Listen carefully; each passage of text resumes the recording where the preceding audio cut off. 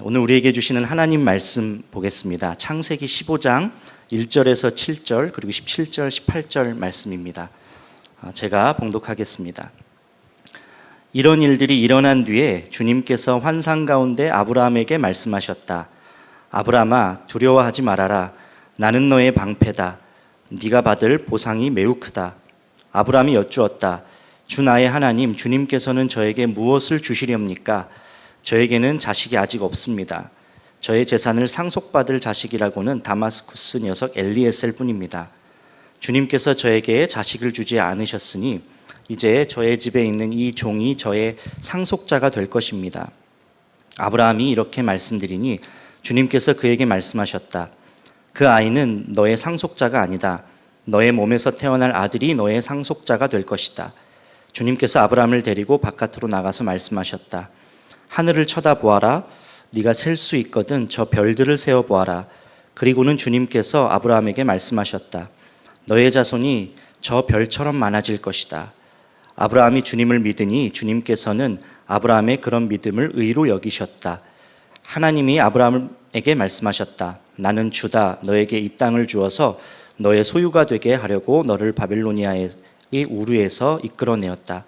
17절 18절입니다. 해가 지고 어둠이 짙게 깔리니 연기나는 화덕과 타오르는 횃불이 갑자기 나타나서 쪼개놓은 희생제물 사이로 지나갔다. 바로 그날 주님께서 아브라함과 언약을 세우시고 말씀하셨다. 내가 이 땅을 이집트 강에서 큰 강 유브라테스에 이르기까지를 너의 자손에게 준다. 아멘. 하나님 말씀입니다. 여러분, 하나님께 약속을 받았지만 약속은 이루어지지 않고 또 현실에 아무 변화가 없을 때 우리 믿음은 흔들립니다. 그리고 그러한 시간이 점점 길어짐에 따라 하나님에 대한 신뢰 또한 무너지게 되는 경우를 우리가 보게 됩니다. 히브리서 10장 23절 말씀입니다. 또 우리에게 약속하신 분은 신실하시니 우리는 흔들리지 말고 우리가 고백하는 그 소망을 굳게 지킵시다. 성경은 하나님은 신실하시다라고 증거하고 있습니다. 진실하시고 성실하셔서 반드시 말씀하신 것을 지키시고 쉬지 않고 일하시는 분이라는 말씀이지요. 에이든 토저는 하나님의 신실하심에 대해서 이렇게 설명했습니다. 하나님이 하시는 모든 일은 하나님의 모든 성품과 일치합니다. 그리고 하나님의 그 어떤 성품도 다른 성품에 상반되지 않습니다. 모든 성품이 조화를 이루고 하나님의 무한한 심연 속에서 서로 융합되어 있습니다. 하나님은 그 특성상 하나님이시기를 멈출 수 없는 분이십니다. 하나님은 신실하신 분이신 동시에 불변하시는 분입니다. 그래서 하나님의 모든 말씀과 하나님이 하시는 모든 일은 신실해야 하고 또 변함없이 신실해야 합니다. 우리가 약속을 기다릴 수 있는 이유, 약속을 붙들 수 있는 이유가 바로 여기 있는 것이죠. 우리 하나님께서 신실하신 분이기 때문에 그렇습니다. 물론 때가 임하는 그 시기를 우리의 생각, 사고로는 전혀 알 수는 없지만 신실하시기 때문에 신실하신 분이 그 약속을 반드시 이루신다는 것입니다. 시스티나 성당에 미켈란젤로가 그린 아주 유명한 천장화가 있습니다. 인류 역사상 가장 위대하고도 놀라운 그림이라고 불리는 천지창조, 그 그림이 그 천장에 그려져 있지요. 미켈란젤로가 수년에 걸쳐서 그 그림을 그렸다고 합니다. 천지창조 그 천장에는 성화와 더불어서 여러 가지 그림들이 그려져 있는데 한 번은 미켈란젤로의 친구가 열심히 구석구석 아주 구석구석 그림을 그리고 있는 미켈란젤로에게 물었다고 합니다. 아니 자네 저 구석구석까지 누가 본다고 그렇게 자네는 그렇게 열심히 하고 있나. 가만히 격려해 주지는 못할 만정 꼭 이렇게 초치는 사람들이 있죠. 그때 미켈란젤로가 이렇게 대답했어요. 이보게 이 친구야, 바로 내가 알지 누가 알겠나. 그림을 그리는 내가 알지. 내가 어디에 뭐가 있고 어디에 무엇이 있는지 내가 다 알지. 그랬다고 합니다. 여러분, 화가는 작품을 완성하기 위해서 그림을 그리는 순서가 있지요. 그리고 그려야 할 정확한 위치에 그 그림을 그리고 그 속 안에 의미를 담아둡니다. 화가만이 어디에 뭐가 있고 언제 이것을 그렸고 왜 그렇게 그린 줄 다 알고 있습니다. 마찬가지로 세상을 만드시고 세상을 운행하시면서 주관하시는 하나님께서도 약속이 성취되는 정확한 때와 준비되어야 하는 하나하나를 다 알고 계신다는 것입니다. 완벽한 하나님의 작품 속에 그 담겨 있는 의미를 또 부여해 주셨고 그 속에 질서가 있고 또 정확한 타이밍이 있습니다. 오늘 본문 말씀을 통해서 하나님께서 아브라함에게 어떤 언약을 주셨고 또 어떻게 그 아브라함을 붙들고 계시는지를 여러분과 나누려고 합니다. 성경의 언약이라는 개념과 가장 연관 있는 인물이 누굴까 떠올려 보면 아마 우리는 아브라함을 쉽게 떠올릴 것입니다. 하나님이 아브라함을 부르셔서 너는 내게 보여줄 땅으로 가라. 그렇게 말씀하셨습니다. 약속하신 가나안 땅으로 인도하시는 그 여정, 그 아브라함에게 약속하신 그 자녀를 통해서 민족이 일어나게 되고 또 이스라엘의 왕이 세워지고 다윗과 같은 왕이 세워지고 왕조가 이어지게 되고 또 예수 그리스도에 이르기까지 구속사의 아주 중요한 위치에 아브라함을 두셨고 또 아브라함을 믿음의 조상으로 하나님께서 세우셨습니다. 하나님의 약속이 아브라함과 아브라함 자손들을 통해서 하나하나 이루어진 내용이 성경에 기록되어 있습니다. R.C. 스프로울은 하나님과 아브라함의 언약에 관해서 아브라함을 어떻게 정의하냐면 복이 되는 복을 받은 자라고 아브라함을 정의했습니다. 참 그럴듯하죠. 아브라함에게 하신 그 약속은 아브라함 개인에게도 엄청난 축복이었지만 아브라함을 넘어서서 온 세상이 복받게 된 약속이기 때문에 복이 되는 복을 받은 자라고 그렇게 칭한 것입니다.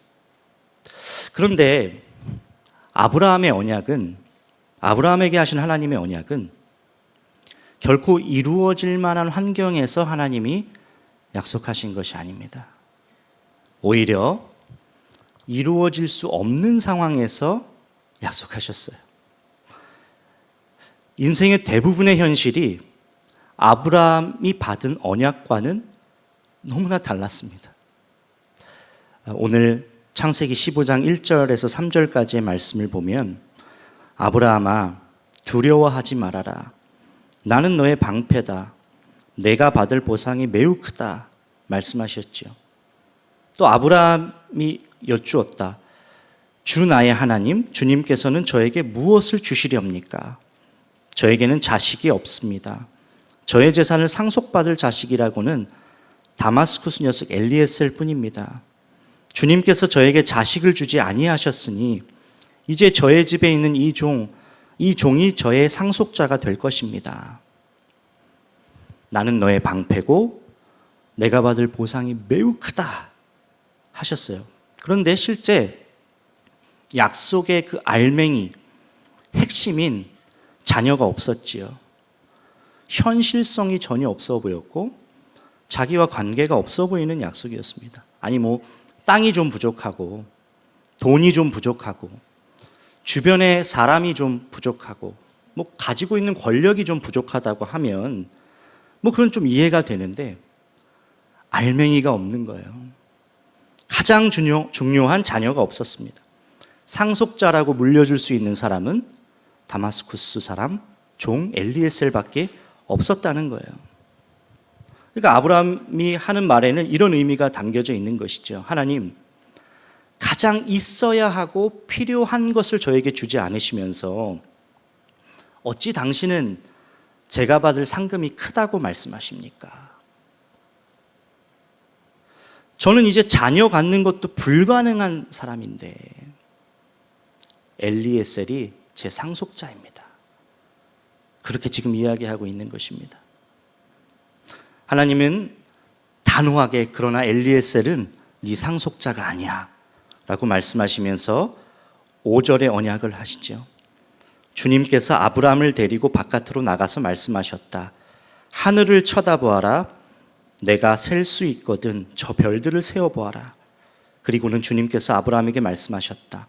너의 자손이 저 별처럼 많아질 것이다. 하늘의 수많은 별처럼 야, 네 자손이 그렇게 많아질 거야. 전혀 현실과는 다른, 전혀 지금으로서는 가능성이 없는 말씀, 그 약속을 하나님이 지금 하고 계신 것이죠. 그리고 이에 대한 반응으로 아브라함이 정말 가장 위대하고 멋진 그런 문장을 말해요. 6장 말씀입니다.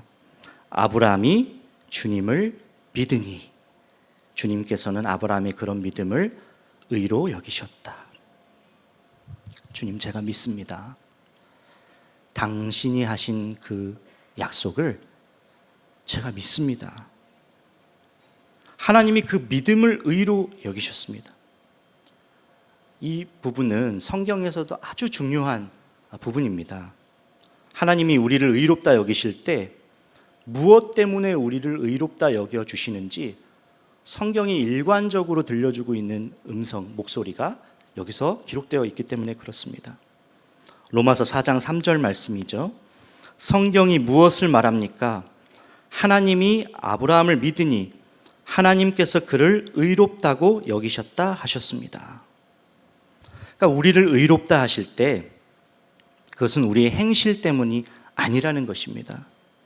우리의 어떤 노력과 공로로 인해서 얻어낸 의도 아니라는 것입니다. 유일하게 하나님이 우리를 의롭게 여기시는 것은 우리 믿음입니다. 믿음. 구원의 은총을 받을 때도 그렇지요. 죄인인 우리가 구원받을 수 있는 유일한 길도 믿음밖에는 없습니다. 예수를 구주로 믿는 믿음밖에는 없다는 것입니다.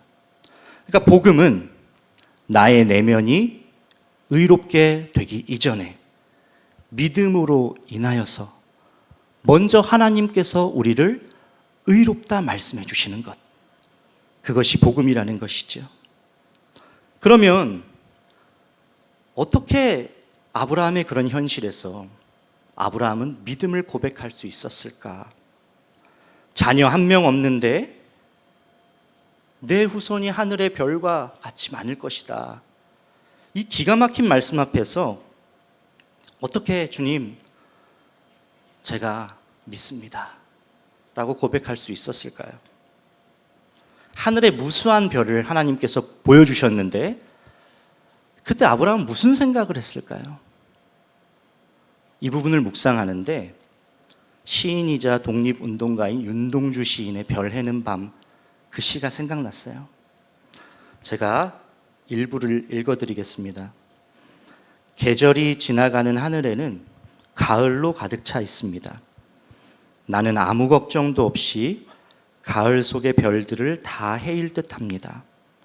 가슴 속에 하나둘 새겨지는 별을 이제 다 못 해는 것은 쉬 아침이 오는 까닭이요, 내일 밤이 남은 까닭이요, 아직 나의 청춘이 다하지 않은 까닭입니다.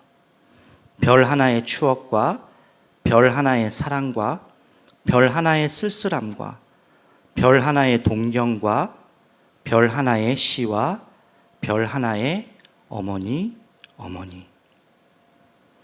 여러분, 하늘에 있는 별을, 요즘 별이 잘, 이쪽 지역은 잘 안 보이죠. 별 세어본 적 있으십니까? 연애할 때 저 별은 나의 별, 저 별은 너의 별, 이렇게 세어본 적 있으십니까? 헤아릴 수 있을 것 같은데 결코 셀 수가 없지요. 하나님이 창조한 별이 주는 신비로움이 있습니다. 윤동주 시인은 이 별을 보면서 과거를 추억하고 또 고향 어머니에 대한 그리움을 떠올렸지요. 그런데 추억 속에서만 살 수 없는 이유를 그가 동시에 발견합니다. 왜? 아직 남아있는 오늘이 있기 때문에 그렇게 했지요.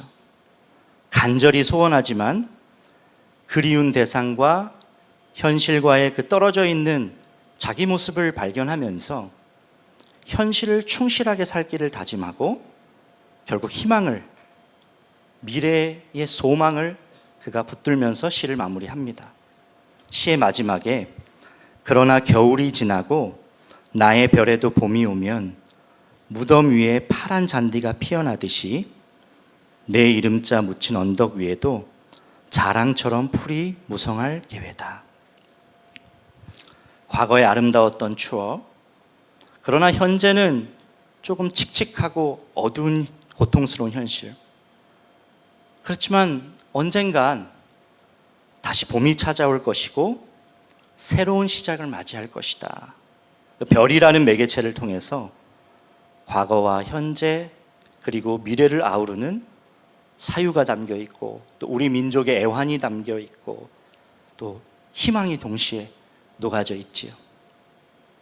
하나님이 만든 자연이 주는 그 위로 또 발견하게 되는 소망이 있어요.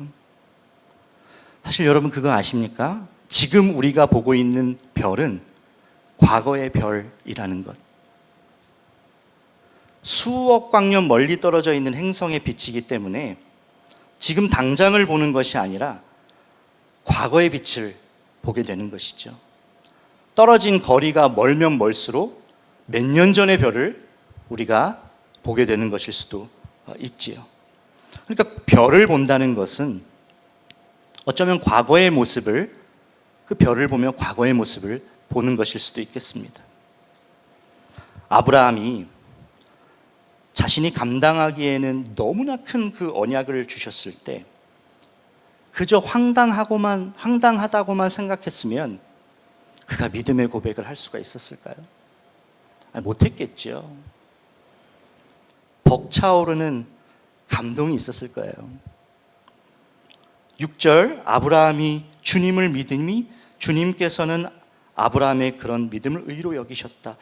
이렇게 그가 믿어지기까지, 하나님의 약속이 믿어지기까지 지난날 그를 인도하시고 이끄셨던 하나님을 생각했을 것입니다. 그래, 갈대아 우르에서 하나님 날 부르셨지. 그래, 여기까지 인도하여 주셨지. 이만큼 살 수 있도록 주님께서 복을 주셨지. 주님이 부르신 그 순간부터 지금까지 날 붙들어 주셨지. 하나님과 쌓인 수많은 서사 속에서 저의 믿음이 생긴 것이지요.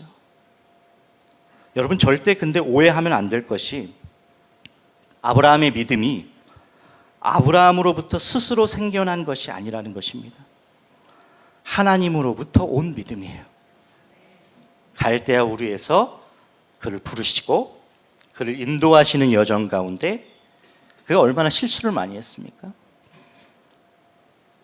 애굽의 바로왕 앞에서 자신이 아내가 너무 이뻐서 혹 내 아내라 그러면 죽임당할까 봐 누이라 그랬잖아요. 그렇게 연약한 모습을 보였을 때도 하나님이 그를 보호해 주셨습니다. 그를 지켜주셨어요. 또 조카 롯에게 양보했지요. 믿음의 눈으로 양보하고 좋은 땅을 주었습니다. 보기 좋은 땅을 주었어요. 또 롯이 사로잡혔을 때 롯을 구출하면서 하나님께서 언제나 나의 편에서 함께 하시는구나. 아브라함은 요 전에 14장까지 그것을 경험했어요. 자신을 부르시고 인도하시고 보호하시고 그의 편이 되어주시면서 아주 끈질기고 한결같이 하나님께서 자신을 붙들어주고 계시다는 것을, 아브라함 안에서 자라난 하나님의 역사의 결정체가 바로 믿음입니다. 믿음. 아브라함이 선물로 받은 믿음이에요. 그래서 아브라함은 네 자손이 하늘의 별과 같을 것이다, 그렇게 하나님께서 약속을 주셨을 때 주님, 제가 당신을 믿습니다. 비록 지금 자녀 하나 없지만 하나님이 하신 약속 앞에 펼쳐질 미래에 대한 그 희망의 별, 겨울이 지나고 나의 별에도 봄이 오듯 하나님이 언약하신 그 때가 이루어질 것을 주님 제가 믿습니다. 그렇게 붙들 수 있었습니다. 아브라함의 믿음을 보신 하나님은 아브라함에게 언약의 증표를 주시는데 아브라함은 가서 3년 된 암소, 암년소, 숫양 그리고 산비둘기와 집비둘기 새끼를 가져왔어요. 그리고 그것들을 세로로 쪼개서 바닥에 펼쳤습니다. 그리고 아브라함이 깊은 잠이 들었는데 하나님께서 음성을 들려주셨어요. 13절 말씀입니다. 주님께서 아브라함에게 말씀하셨다. 너는 똑똑히 알고 있어라. 너의 자손이 다른 나라에서 나그네살이를 하다가 마침내 종이 되어서 400년 동안 괴로움을 받을 것이다. 400년간 다른 나라의 속국이 될 것이고 하나님의 개입하심으로 붙들어 주시는 은혜로 말미암아 다시 돌아오게 될 것이라는 음성을 듣지요. 그리고 17절에 하나님이 임재하시면서 증표를 보여주시는데 해가 지고 어둠이 짙게 깔리니 연기나는 화덕과 타오르는 횃불이 갑자기 나타나서 쪼개놓은 희생제물 사이로 지나갔다. 하나님이 그 어두움 속 타오르는 횃불 가운데 나타나셔서 쪼개놓은, 반으로 쪼개놓은 그 희생제물 사이로 지나가셨어요. 구약에 하나님께서 임재하시는 장면이 몇 차례 나오지요. 모세의 그 떨기나무, 그렇죠? 그리고 광야에서 구름 기둥과 불 기둥으로 임재하여 주셔서 이스라엘을 인도하셨던 때. 근데 하나님이 임재하실 때에는 그 속에 깊은 의미가 담겨져 있었습니다. 그럼 여기서는 무엇을 말씀하시는 것일까요? 왜 횃불 가운데 임하셨을까요? 자료를 보면 고대의 쌍방 간의 중요한 계약을 할 때에는, 약속을 할 때에는 이 절단 의식을 치렀습니다. 준비한 짐승을 반으로 쪼갠 다음에 피를 그 가운데 뿌리고 서로가, 쌍방이 서로 거기를 왔다 갔다 하는 것이 언약이 성립되는 것이었어요. 여긴 어떤 의미가 담겨져 있는 거냐면 둘 중에 한 명이라도 언약을 어기면 이렇게 죽는다는 것을 의미합니다. 제물이 이렇게 지금 희생제물이 되어져 있는 것처럼 언약을 어기면 죽는다는 것을 그렇게 의미하고 있었어요. 근데 하나님이 지금 맺으신 언약의 방법은 조금 다릅니다.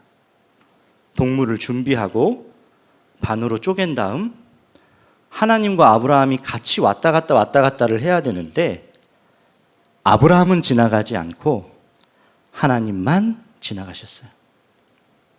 이 말은 무슨 의미를 담고 있는 거냐면 아브라함아, 넌 그냥 가만히 있어.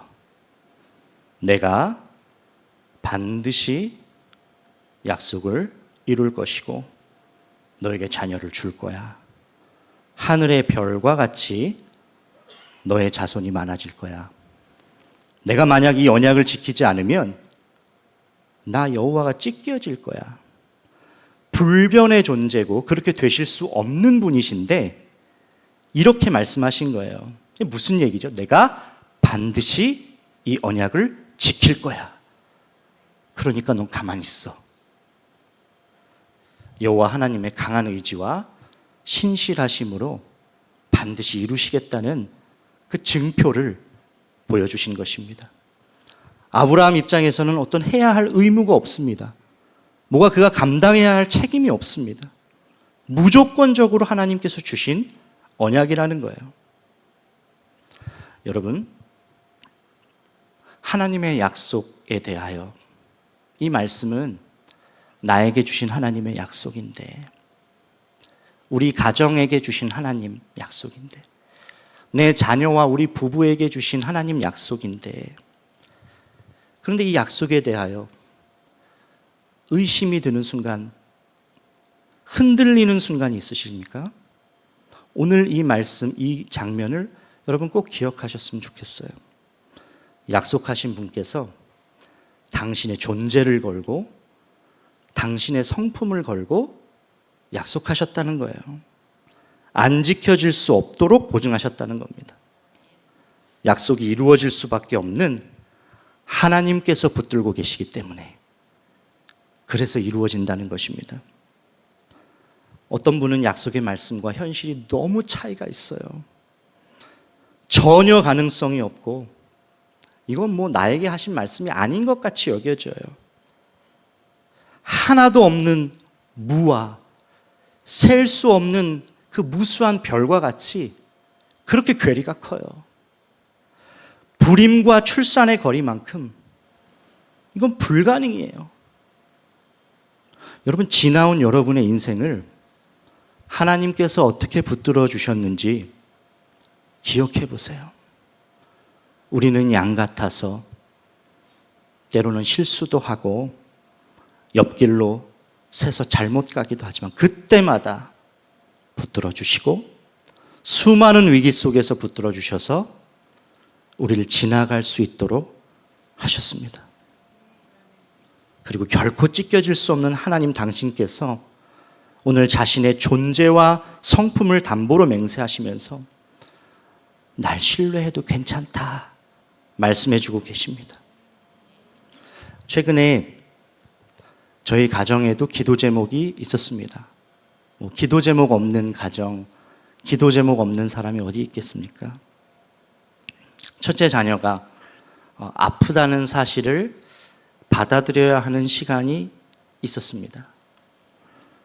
처음 저희 아들이 태어났을 때 제가 하나님께 받은 약속이 있었어요. 이 아이는 내가 점 찍어둔 아이다. 무엇을 위하여 사용하실지 모르지만 점 찍어두었어. 그게 저에게 주신 약속이었습니다.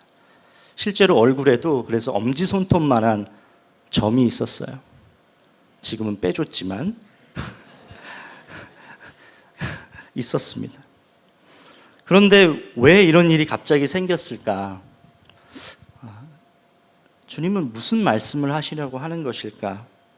머리로는 알겠는데 마음이 답답하고 무거워서 이것을 받아들여야 하는 시간이 필요했습니다.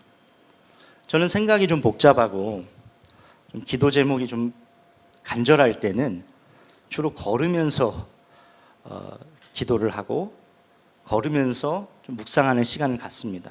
산책을 좋아해요. 그래서 올해 여름 어느 날 밤에 마음이 아주 답답해서 혼자 그냥 집에서 밤에 나와서 복정동에 있는 그 산책로길, 그 길을 이제 걸었어요. 그런데 올해 참 그런 적이 많이 있었죠. 갑자기 소나기가 막 쏟아졌던 때 참 많이 있었는데 그날이 바로 그런 날이었어요. 소낙비 내리던 그날 밤 산책로를 걷고 있는데 주님이 저에게 말씀하시는 거예요. 너무 감사해서 제가 그것을 잊어버릴까 봐 기록했습니다. 선명한 주님의 마음을 제가 기록하고 저와 같은 아픔을 겪고 있는 아내에게 메시지로 정리해서 보내줬어요. 잠깐 읽어드리겠습니다.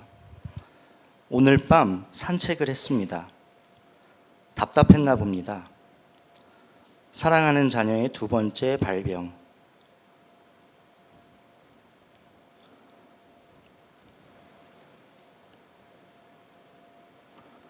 아무 생각 없이 혼자 복정로 산책로를 걷는데 갑자기 소나기가 쏟아졌습니다. 처음에는 비 오는지도 몰랐습니다. 나무 숲 사이에 있어서 밖에는 비가 쏟아지고 있었지만 나무 아래에 있으니까 비를 거의 맞지 않았습니다. 나무에서 떨어지는 몇 방울이 피부에 닿아서 지금 비가 오고 있구나 알 정도였습니다. 비가 그칠 때까지 한참을 나무 숲 사이에 있었습니다. 우리 삶에 예측하지 못한 삶의 순간을 만나는 때가 있습니다.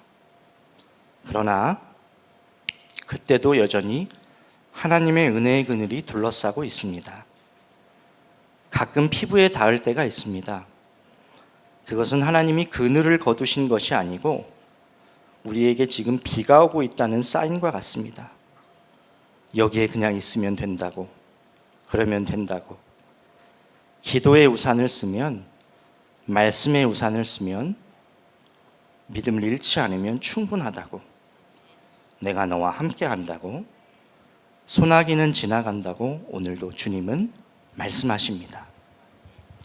여러분, 지금 내리고 있는 인생의 소나기 가운데에도 주님은 그 속에 반드시 은혜의 그늘을 두셨습니다.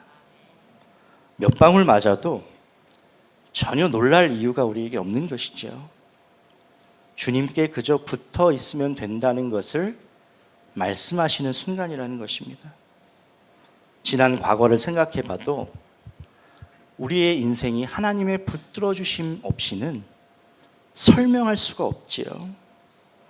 저희 아들도 뱃속에 있을 때 임신 초창기 아내가 응급수술을 하였는데 생각해 보니까 그때도 붙들어 주셨더라고요. 크고 작은 기도 제목이 있을 때보다 하나님 매 순간 그의 자녀를 붙들어 주신다는 거예요. 지나고 보면 가장 좋은 길로 인도하셨습니다. 그러면 우리가 해야 할 것은 모든 것이 주님의 소유고 모든 상황 속에 주님의 주권을 인정하면 그러면 우리에게 충분한 것이죠. 우리의 자녀 또한, 나의 미래 또한, 나의 남편, 나의 아내 또한 모든 소유가 주께 있음을 고백하고 그저 주님께 맡겨드리면 그럼 나머지는 주님이 다 붙들어 주시기 때문에 주의 뜻을 이루신다는 것입니다. 소나기가 지나고 다시 반드시 해가 뜨듯 겨울이 지나고 봄이 오고 밤이 지나고 아침이 오듯 하나님은 그 순간에도 신실하게 역사하시며 당신의 선하신 뜻, 언약의 증표를 통해 당신이 약속한 것인 약속을 반드시 이루시겠다는 그 선언을 하신 하나님께서 실제로 어떻게까지 하셨죠? 인간이 스스로 해결할 수 없는 그 죄의 문제에 대해서는 독생자가 스스로 찢기셨습니다. 스스로 희생제물이 되어주셨습니다. 하나님의 지나가심으로 해결해 주셨지요. 지난 과거와 현재 그것을 보면 우리가 미래를 두려워할 이유가 없습니다. 하나님을 향한 여러분의 믿음이 흔들리지 않으시기를 주의 이름으로 간절히 축복합니다. 우리 함께 찬양하고 기도하는 시간 갖도록 하겠습니다.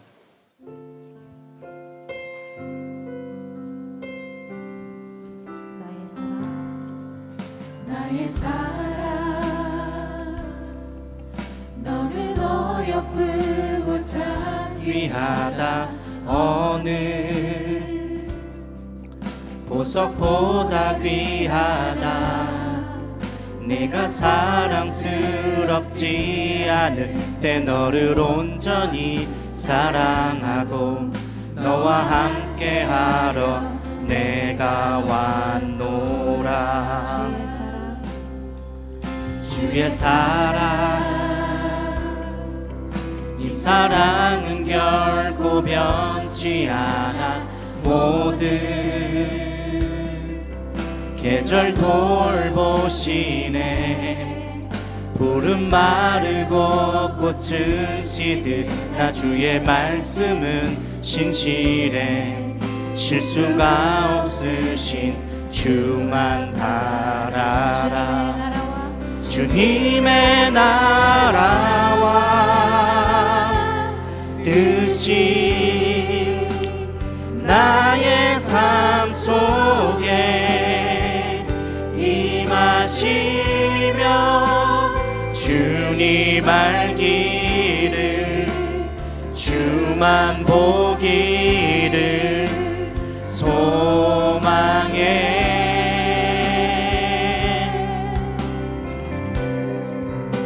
거룩히 살아가 힘과 두려움 없는 믿음 주신 나의 하나님, 완전한 사랑 찬양해.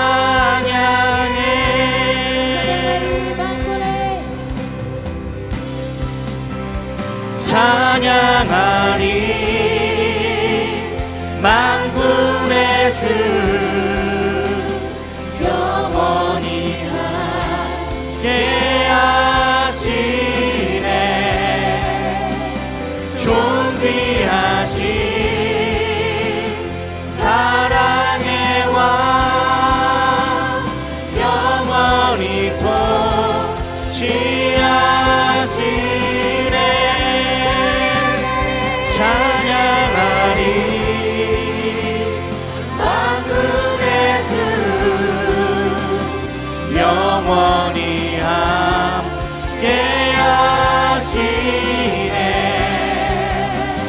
존귀하신 사랑의 왕 영원히 통치하시네. 주님의 나라와 뜻이 나의 삶 속에 일하시며 주님 알기를 주만 보기를 소망해.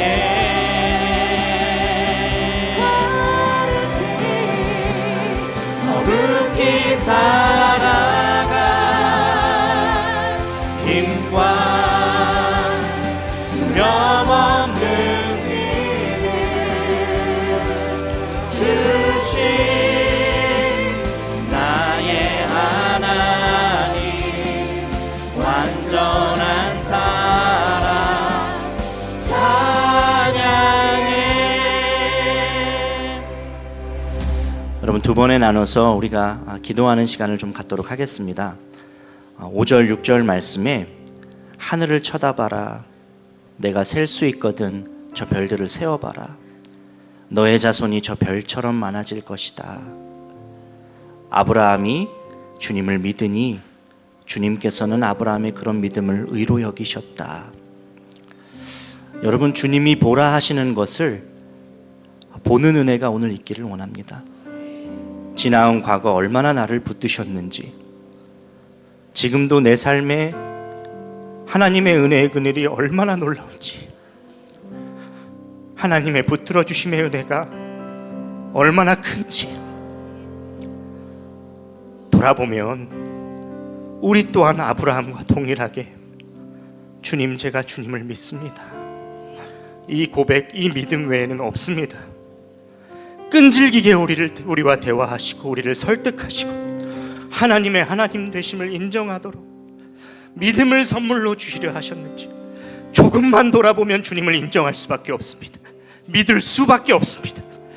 오늘 이 시간에 기도할 때 우리를 붙들고 계시는 하나님의 한없는 사랑과 한결같은 은혜에 눈이 열리게 하여 주시옵소서. 붙들어 주시는 주님의 은혜와 섭리로 인하여 오늘에 대한 해석이 달라지게 하여 주시고, 약속의 내일을 기다리며 소망하는, 겨울이 지나며 봄이 오듯 흔들리지 않는 믿음으로 약속의 성취를 목도하는 우리 모두가 되게 하여 주시옵소서. 우리 주의 이름을 간절히 부르고 기도하겠습니다. 주여, 주여.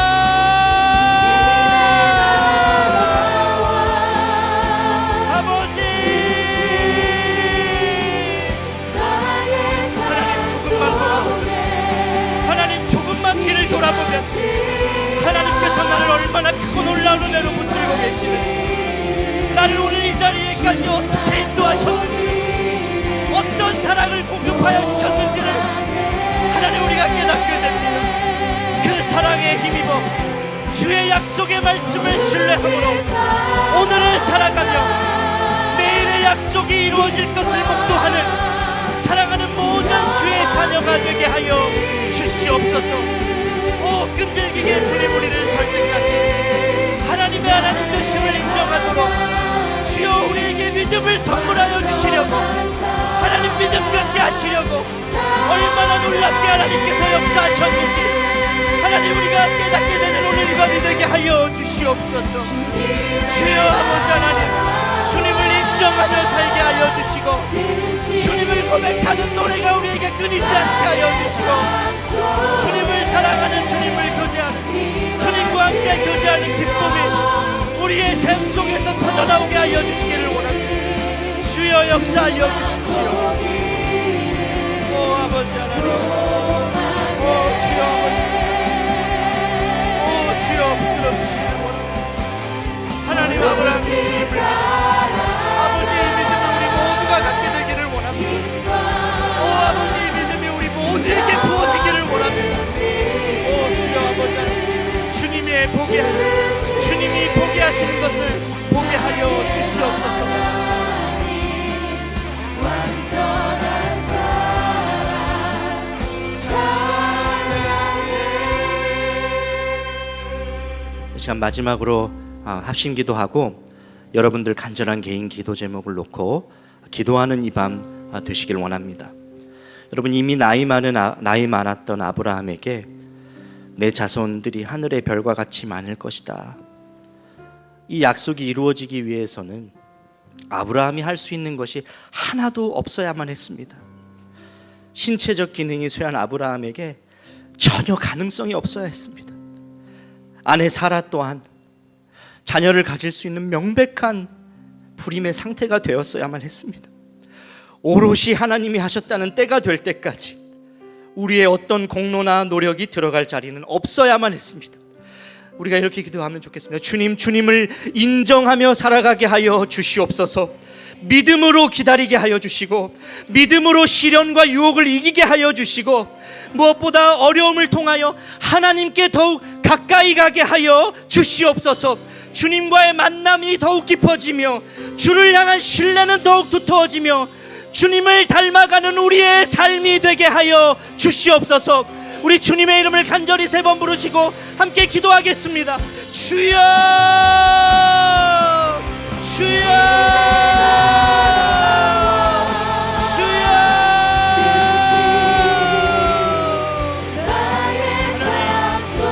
우리의 삶이 주님을 인정하는 삶이 되기를 바랍니다. 매 순간 주님을 고백하며 주님을 인정하는 우리의 삶이 되게 하여 주시옵소서. 하나님 주님을 기다리게 하여 주시고 하나님 믿음으로 모든 시련과 모든 사단의 유혹을 이기게도 하여 주시옵소서. 무엇보다는 귀한 시간을 통하여 이 모든 과정을 통하여 하나님과 더욱 가까이 가는 우리가 되게 하여 주십시오. 주 예수님과의 만남 사귐이 더 깊어지게 하여 주십시오. 주 예수님의 성품이 우리에게 맺어지게 하여 주십시오. 주를 향한 신뢰가 두터워지게 하여 주십시오. 당신의 성품을 닮아가 당신을 노래하며 살아가는 하나님 사랑하는 주의 자녀들 우리 모두가 되게 하여 주시옵소서. 하나님의 이름을 찬양합니다. 주여 주의 이름으로 주님과의 만남 하나님 우리에게 매 순간 하나님의 말씀으로 기뻐하게 하여 주시고